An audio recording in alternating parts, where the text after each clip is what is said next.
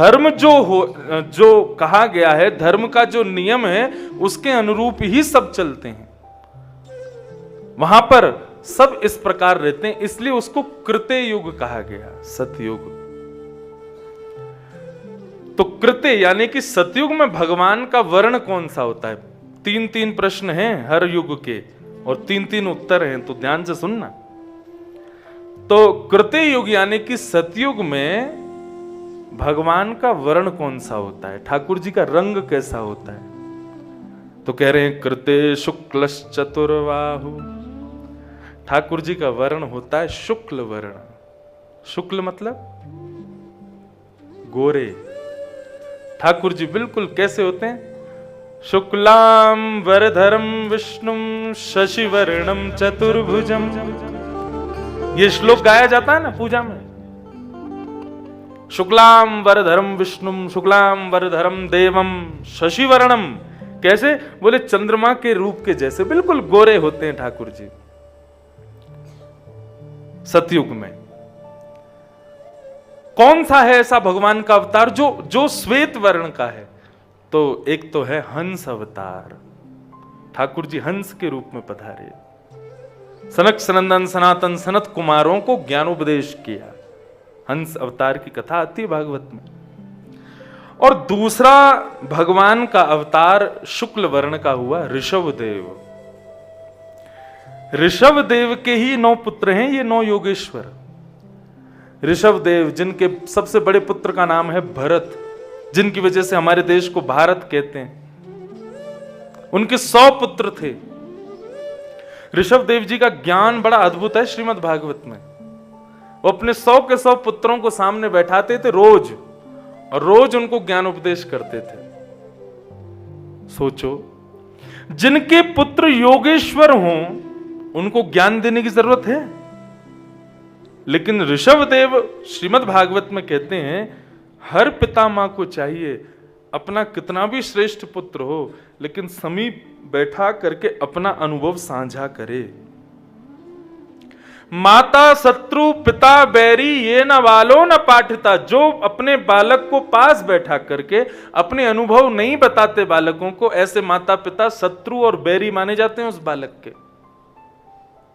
इसलिए समय समय पर अपने बालकों को पास बैठाओ, अपने अनुभव उनको बताओ। वो भले ही उस चीज को जानते हो फिर भी उनको सुनाओ। ऐसा करना बहुत जरूरी है। हमारे पूज्य पिताजी महाराज कथा नहीं सुनते मेरी। क्या सुनते हैं? अभी लाइव आ रही होगी तो अभी तो फ्लाइट में होंगे, अमेरिका जैसे पहुंचेंगे तुरंत देखेंगे क्या हुई पहले दिन कथा।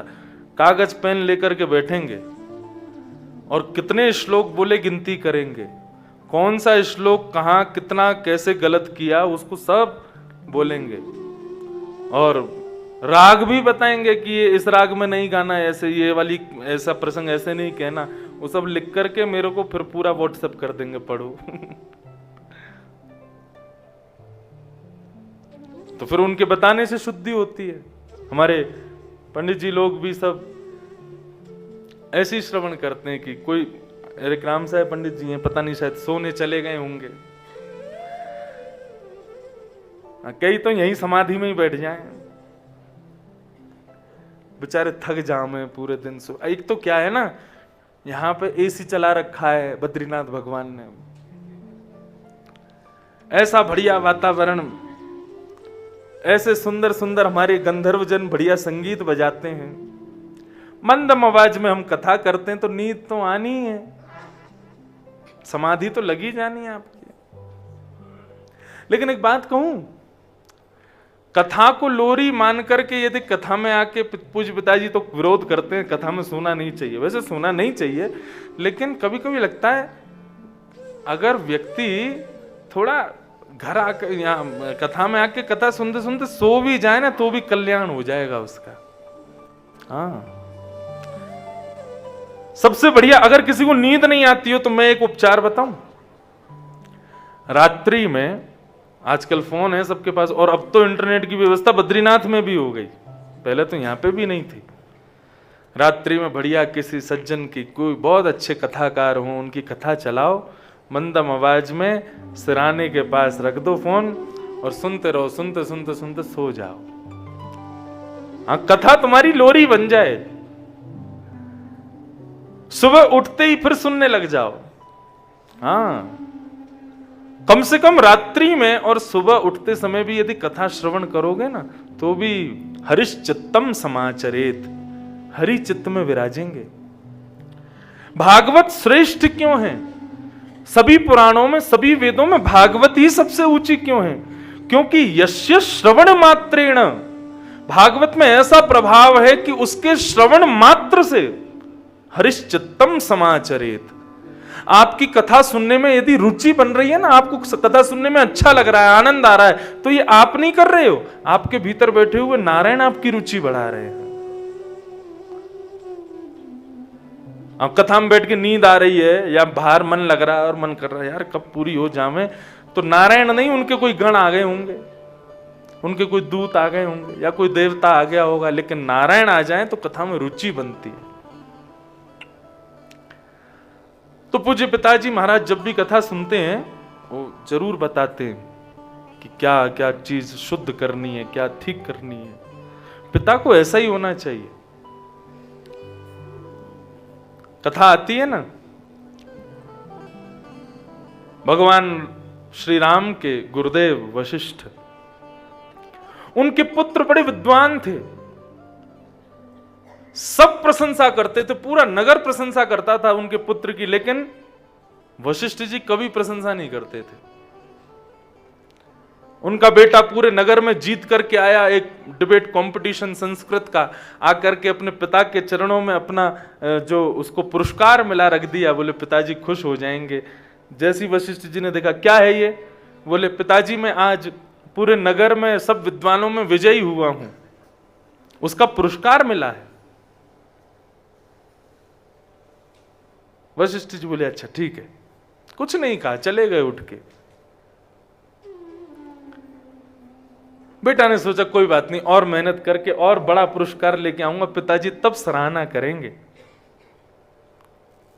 उस पूरे जिले में विद्वत गोष्ठी हुई, उसमें जीत करके आए और आकर के पुरस्कार पिताजी के चरणों में रख दिया, पिताजी मैं पूरे जिले में विजय हुआ। अच्छा ठीक है, उठ के चले गए अपने कामों में। और मेहनत की, पूरे देश के विद्वानों की विद्वत गोष्ठी हुई, उसमें भी विजयी हुआ, आकर के अपने पिता के चरणों में अपना पुरस्कार रख दे, पिताजी अब तो पूरे देश के विद्वानों में विजयी हुआ हूं मैं। वशिष्ठ जी बोले मुझे बहुत काम है, मैं अभी जाता हूं, उठ के चले गए। नहीं कोई प्रशंसा, पूरे विश्व के विद्वानों की गोष्ठी हुई, वशिष्ठ जी के पुत्र ने घनघोर मेहनत करके उसमें भी विजय प्राप्त की। और आज मन में विचार करने लगा, यदि इस पुरस्कार को देख करके पिताजी यदि प्रसन्न नहीं हुए ना, तो मैं समझ जाऊंगा कि पिताजी मुझसे ईर्ष्या करते हैं कि मैं उनसे ज्यादा विद्वान हूं। ला करके पुरस्कार पूरे विश्व विजयी हो गया और अपने पिता के चरणों में रख दिया, पिताजी अब मैं पूरे विश्व को जीत चुका हूं। वशिष्ठ जी बोले अच्छा सोने का समय हो गया बेटा, सोते हैं। हाँ सो गए। बेटा समझ गया, बोले कि ये निश्चित मुझसे जलते हैं, चिढ़ते हैं, मैं इनसे बढ़िया विद्वान हूं ना, इसलिए मेरी प्रशंसा नहीं करते। अब या तो ये रहेंगे या मैं रहूंगा, दोनों नहीं रहेंगे एक साथ एक घर में। तलवार लेकर के अपने पिता को मारने के लिए अर्धरात्रि में जैसे ही उनके कक्ष के पास जा रहा था, तो वशिष्ठ जी अपनी पत्नी से चर्चा कर रहे थे और चर्चा करते हुए कह रहे थे, देवी हमारा पुत्र जब गांव में जीता था ना, और जब उसने पुरस्कार दिया था मुझको, मैंने उसके सामने प्रशंसा नहीं की, लेकिन मैं एकांत में बहुत रोया। मुझे इतनी प्रशंसा हुई, मुझे इतना आनंद आया, मैं इतना गदगद होता हूं जब उसको देखता हूं, आज मेरा पुत्र विश्व विजयी हो गया। मुझे इतना सुख मिलता है कि उसको अपने हृदय से लगा लूं, उसको कस करके अपने हृदय से लगा लूं, कभी छोड़ूं ना। पत्नी बोली तो आप उसकी प्रशंसा क्यों नहीं करते कभी?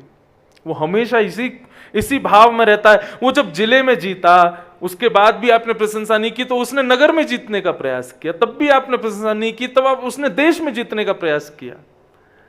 वशिष्ठ जी बोले जब जिले में जीता था ना तभी प्रशंसा कर देता तो आज विश्व विजयी नहीं होता वो। बोलो बद्री विशाल भगवान की। आज पुनः बड़ी कृपा हुई है हमारे ऊपर, सुभद्र विशाल भगवान के प्रतिनिधि स्वरूप हमारे धर्माधिकारी जी आज पुनः पधारे हैं आशीष देने के लिए। जय हो। नारायण नारायण नारायण नारायण नारायण नारायण नारायण नारायण श्रीमन्नारायण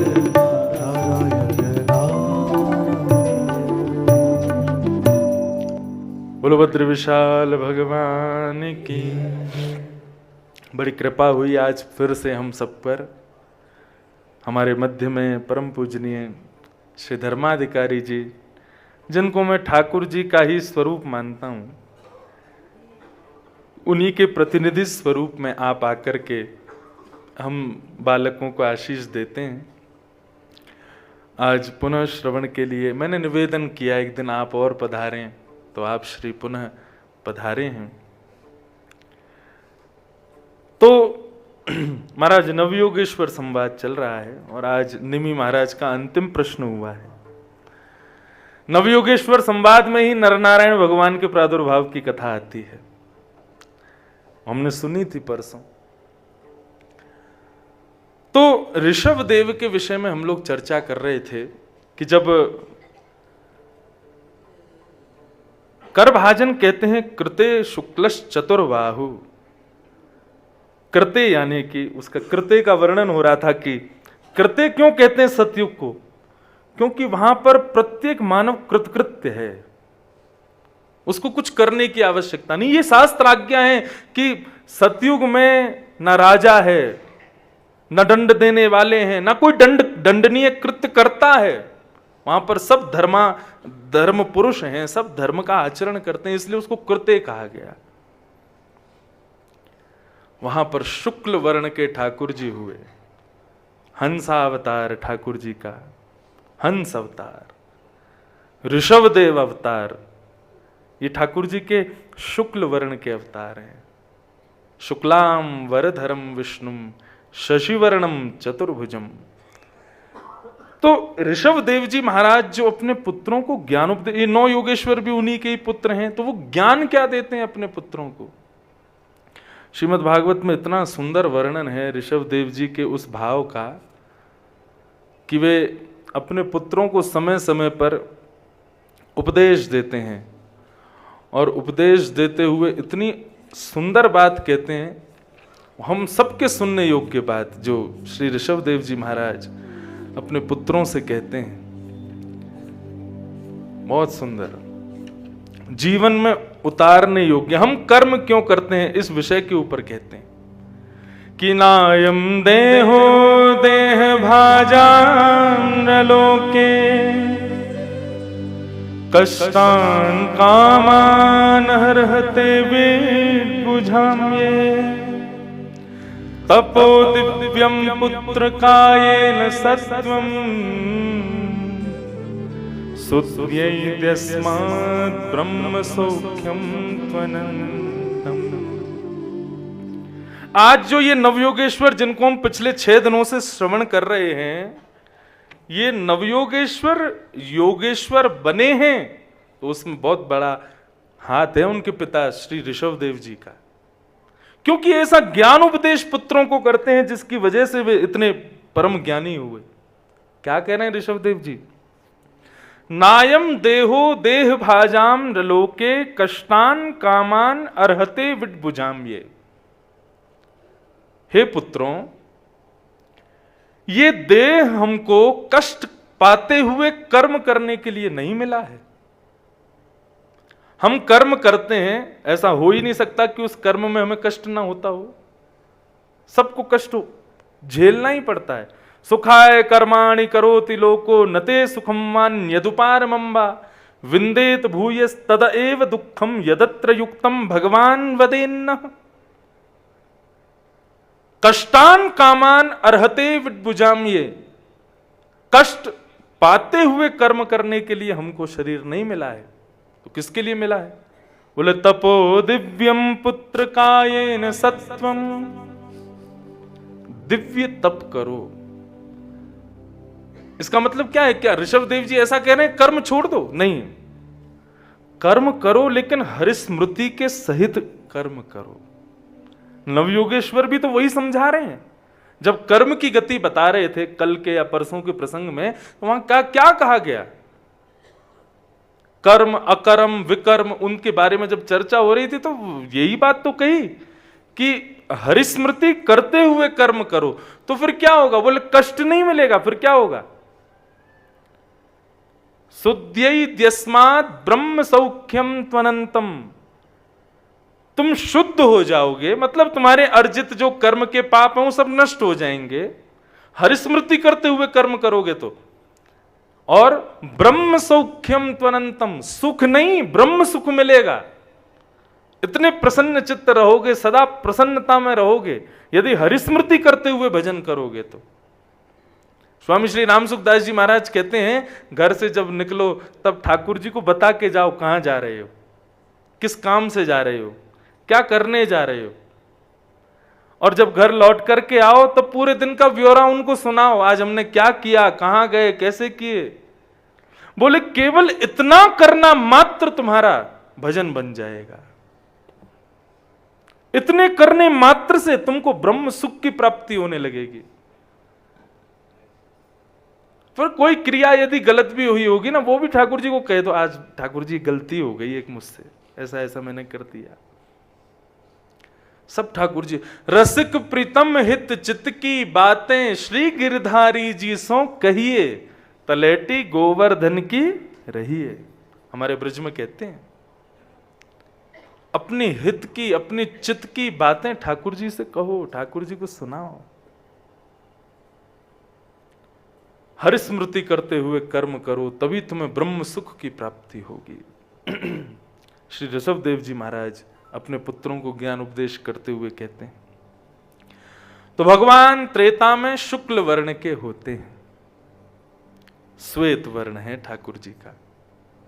और दूसरा प्रश्न क्या है? कीदृशो नृभी, मानवों का स्वभाव कैसा होता है? तो यहां पर कितना सुंदर लिखा है, सतयुग के लोग कैसे होते हैं। मनुष्यास्तु तदा शांता निर्वैरा श्रुहृदय समा। चार गुण। पहला शांता।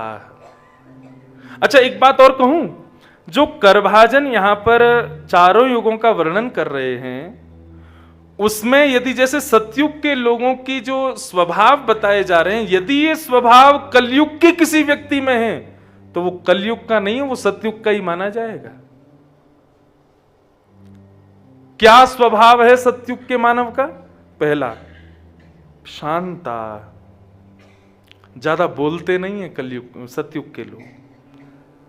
जब बोलते हैं तो हरि चर्चा बोलते हैं, सत्संग की वार्ताएं बोलते हैं, धर्मनिष्ठ चर्चाएं बोलते हैं, फालतू का समय व्यर्थ नहीं करते बोलने में, ज्यादा से ज्यादा समय मौन रहते हैं, जहां बहुत आवश्यक है वहीं पर बोलते हैं। शांता सतयुग के लोगों का पहला लक्षण। सतयुग के लोगों का दूसरा लक्षण है निर्वैरा, किसी से बैर नहीं करते। हमारे यहां आज व्यक्ति अपने दुखों से कम दुखी, दूसरे के सुख से ज्यादा दुखी है। वो इतना सुखी क्यों है? हैं? उसकी पत्नी इतनी सुंदर क्यों है? एक भक्त गया भगवान के पास, तपस्या की, भगवान प्रसन्न हो गए। भगवान बोले क्या वरदान चाहते हो बताओ। बोले मैं जो मांगू सो मुझे मिल जाए। भगवान बोले ये देना हमने बंद कर दिया। बोले चाहिए तो यही वरदान चाहिए, जो मांगू सो मुझे मिल जाया करे। भगवान बोले तपस्या किए, कुछ तो देना पड़ेगा, खाली हाथ तो जाएगा नहीं। तो भगवान बोले कलयुग में आदमी अपने सुख से ज्यादा, अपने दुख से ज्यादा दूसरे के सुख से दुखी है। मतलब ये जो चाहे इसको मिल जाए, लेकिन यदि ऐसा कुछ नियम बना दिया जाए कि इसके पड़ोसी को दुगना मिलेगा, दुखी रहेगा हमेशा। एक दिन आएगा बोले कि ये मेरा जो आपने मुझे वरदान दिया है इसको नष्ट करो, मुझे नहीं चाहिए कुछ भी। भगवान बोले ठीक है, हम तुम जो चाहोगे तुमको दे देंगे, लेकिन हमारी एक शर्त है। क्या? पड़ोसी को दुगना मिलेगा। तपस्या मैंने की, मेहनत मैंने की, घर परिवार मैंने छोड़ा, मुझे एक मिलेगा, पड़ोसी को दो मिलेगा। भगवान बोले चाहिए तो ले लो, नहीं तो जाओ। बोले ठीक है, नहीं आप दे दो, मैं देखूंगा क्या करना है। भगवान बोले ठीक है। हे भगवान, मेरा बहुत सुंदर बंगला बन जाए। उसका तो बंगला बना, ठीक सामने पड़ोसी के 2 बंगले बने, उससे भी बड़े बड़े, उससे भी ज्यादा सुंदर। स्थिति हो गई, राह चलने वाले उसके बंगले को देखे ही नहीं, सब उनको देखते हुए निकले। अपने घर के बाहर खड़ा होकर के देखता है, बोले मेरा फिर भी छोटा ही रह गया, क्या करूं? बड़ा मांगूंगा तो इसको दुगना बड़ा मिलेगा ना, दुगना मिलना है इसको तो। कोई बात नहीं, मेरी तपस्या का तू भी खा। अपने व्यापार आदि की सब मांगने लगा, मेरी फैक्ट्री खुल जाए, उसकी 1 खुले, उसकी 2 खुल गई। हे ठाकुर जी, मेरे पे बहुत सुंदर सी एक गाड़ी आ जाए, उस पर 1 आई, पड़ोसी पे 2 आ गई।